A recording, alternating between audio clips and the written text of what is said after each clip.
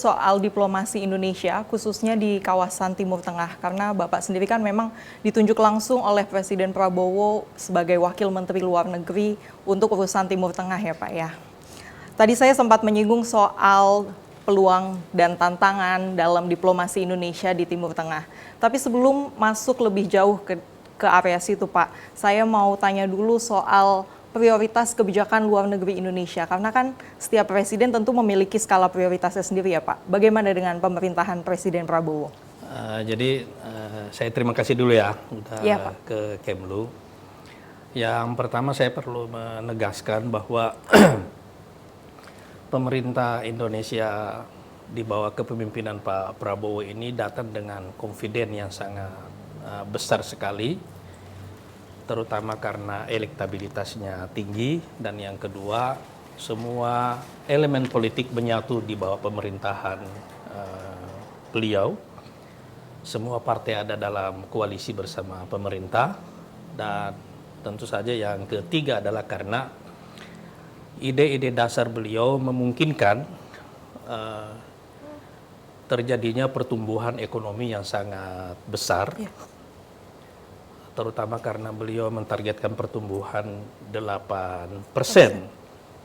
Dan karena itu kita membutuhkan lebih banyak partner strategis untuk sama-sama ikut membangun Indonesia. Tapi dalam konteks mencari strategic partners itu tadi untuk pembangunan di Indonesia, kita berhadapan dengan situasi global yang sangat kacau, sangat tidak menentu di tengah pertarungan supremasi antara kekuatan-kekuatan adidaya. Dan karena itu diperlukan satu peta dasar yang sangat jelas, dan bagi Pak Prabowo ada dua pertimbangan dasar beliau dalam menentukan arah kebijakan negara. Yang pertama adalah pertimbangan geopolitik. Karena tidak akan ada yang bisa kita lakukan di sini tanpa mempertimbangkan situasi yang terjadi di luar. Betul.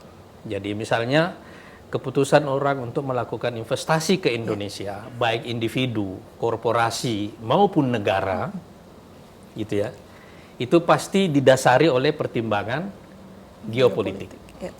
Ya kan? Apakah mereka masuk, itu pertimbangan geopolitik, tidak masuk juga pertimbangannya geopolitik. Yang kedua, mazhab beliau dalam mengelola negara, yaitu mazhab survival. Bahwa di tengah kekacauan global ini, kita perlu fokus pada kemampuan kita untuk bertahan hidup dan bertumbuh dalam situasi ini. Jadi mazhab survival ini yang membuat beliau, kenapa misalnya beliau menyatukan seluruh partai politik dalam pemerintahan beliau. Seluruh kekuatan-kekuatan sosial, ormas-ormas juga bergabung dalam pemerintahan beliau. Karena konsolidasi elit itu adalah kunci untuk survive. Gitu ya. Jadi ada konsolidasi elit, ada basis elektabilitas yang tinggi, dan yang ketiga baru kita mencari partner strategis dari luar. Nah, mencari partner strategis ini perlu pintar-pintar orang gitu kan. Karena situasi sangat kacau sekali. Nah, salah satu asumsi tentang partner strategis itu datangnya dari Timur Tengah dan dunia Islam secara umum. Karena yang selama ini, inilah wilayah yang belum mendapatkan perhatian dari kebijakan luar negeri kita secara intensif. Gitu ya. Sementara kalau kita melihat misalnya di negara Teluk saja, total dana investasi yang dimiliki oleh negara-negara Teluk mungkin tidak kurang dari 2 triliun dolar, gitu ya, dari gabungan negara-negara Teluk ini ya. Dan ini semuanya adalah sumber investasi yang sebenarnya mencari destinasi, ya kan? Mencari destinasi. Jadi ini salah satu sumber investasi, dan karena itu negara-negara Timur Tengah adalah negara yang dijadikan target oleh Pak Prabowo menjadi partner strategis untuk pembangunan Indonesia. Tapi di kawasan ini juga ada masalah perang. Gitu ya. Dan tentu saja yang ada di top listnya adalah isu Palestina. Gitu. Jadi kira-kira itu gambarannya. Dan untuk itu beliau merasa perlu mengangkat satu wakil Menteri Luar Negeri yang secara khusus bertanggung jawab membangun hubungan Indonesia dengan dunia Islam dan secara khusus dengan Timur Tengah itu. Kira-kira gitu ya. Tadi Bapak sempat sebutkan memang dunia saat ini dihadapkan dengan kekacauan global ya Pak, khususnya di Timur Tengah. Lalu apa yang menjadi tantangan terbesar untuk diplomasi Indonesia di Timur Tengah Pak? Dan bagaimana Indonesia mungkin mengelola tantangan tersebut dan menghadapi persaingan politik dan ideologi yang begitu tajam di kawasan? Yang pertama kita perlu melihat dulu bahwa kita punya beberapa kelebihan atau keunggulan dalam kita membangun hubungan dengan teman-teman di Timur Tengah. Ada kesamaan identitas sebagai negara Muslim ya. Betul. Ini saya kira pengaruhnya besar sekali. Dan Indonesia ditakdirkan menjadi negara Muslim terbesar di dunia. Gitu ya. Jadi karena itu cara orang memandang Indonesia tentu dengan keunggulan ini. Iya. Bahwa kalau kita berinvestasi di Indonesia, ini kita berinvestasi di negara Muslim terbesar di dunia. Gitu ya.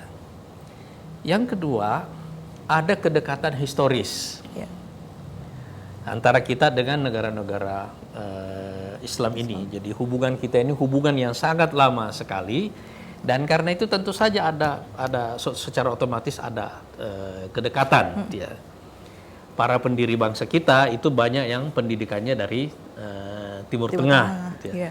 Dan sekarang para intelektual, para ulama yang mempengaruhi proses pembentukan sosial kita juga banyak yang berasal dari alumni Timur Tengah. Ini semuanya adalah modal dasar yang cukup kuat.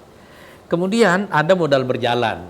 Hubungan ekonomi kita dengan Timur Tengah sekarang ini relatif cukup baik, walaupun angkanya masih jauh dari volumenya sekitar 10 miliar dolar, walaupun masih jauh sekali, dan yang terbesar diantaranya dengan Arab Saudi, sekitar 6,5 sampai 7 miliar dolar, ada dengan Emirat, ada dengan Mesir misalnya sekitar 1 miliar dolar, tetapi secara keseluruhannya ini masih kecil. Nah sekarang yang kita usahakan adalah bagaimana membangun integrasi ekonomi antara Indonesia dengan Timur Tengah dan dunia Islam ini. Gitu ya. Langkah-langkah yang kita sudah lakukan, itu yang pertama adalah membangun secara langsung hubungan bilateral dalam tingkat strategis. Nah, alhamdulillah ini sudah terjadi dengan beberapa negara seperti Arab Saudi, Emirat, kemudian Mesir, ada juga dengan Maroko, dan beberapa negara lain, ada dengan Turki. Jadi hubungan bilateral yang sampai pada level strategis ini sudah relatif terjadi. Misalnya kemarin ada kunjungan dengan Erdogan ke sini ya. Volume perdagangan kita dengan Turki sekarang masih 2 miliar dolar kira-kira. Dan sekarang kita mentargetkan untuk meningkatkan menjadi 10 miliar dolar ya. Dan kemarin ada penandatanganan sekitar 12-an MOU ya. Jadi yang pertama itu ada hubungan bilateral dulu yang kita lakukan. Yang kedua itu adalah meningkatkan konektivitas secara keseluruhan. Jadi kalau kita lihat misalnya sekarang ini untuk memperlancar arus orang, arus barang, kan sekarang hampir semua penerbangan dari Timur Tengah sudah ada direct flight ke sini dan juga ke Bali misalnya ya. Dan kira-kira total turis Arab atau Timur Tengah yang datang ke Indonesia per tahun sekarang hampir 2 jutaan ya kira-kira. Ini ada peningkatan yang cukup signifikan, dan saya kira angka ini akan terus bertambah di tahun-tahun yang akan datang. Nah kemudian yang ketiga, dan saya kira ini tantangan yang terbesarnya sekarang adalah bagaimana menjadikan Indonesia sebagai destinasi investasi.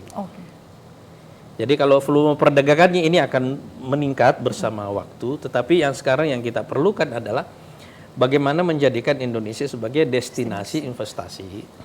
terutama yang berhubungan dengan proyek-proyek strategis pemerintah. Oke. Yang sekarang ini Pak Prabowo punya puluhan proyek strategis di Indonesia, dan karena itu salah satu yang dilakukan oleh pemerintah adalah dengan mendirikan Danantara.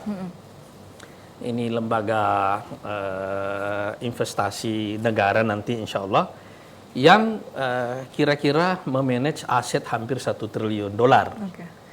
Dan melalui program penghematan yang sekarang dilakukan oleh pemerintah, kira-kira ada dana sekitar $20 miliar yang diasumsikan sebagai modal awal yang insya Allah bisa di leverage oleh pemerintah untuk mendatangkan tambahan investasi yang sangat besar. Secara angka pada dasarnya pemerintah perlu sekitar 120-an miliar investasi per tahun ya. Secara angka ini angka yang sangat fantastis sekali. Tapi pemerintah sedang mengejarnya, kita juga sedang bekerja, dan jadi kalau secara perdagangan, turis ini berjalan dan terus meningkat. Sekarang tantangan terbesarnya adalah bagaimana menjadikan Indonesia sekali lagi sebagai destinasi investasi. Nah, langkah yang dilakukan pemerintah sekarang dengan mendirikan Danantara dan seterusnya dan membuat proyek-proyek strategis seperti ini, menurut saya ini langkah-langkah yang menarik, insya Allah yang akan menarik banyak investasi dari Timur Tengah masuk ke sini.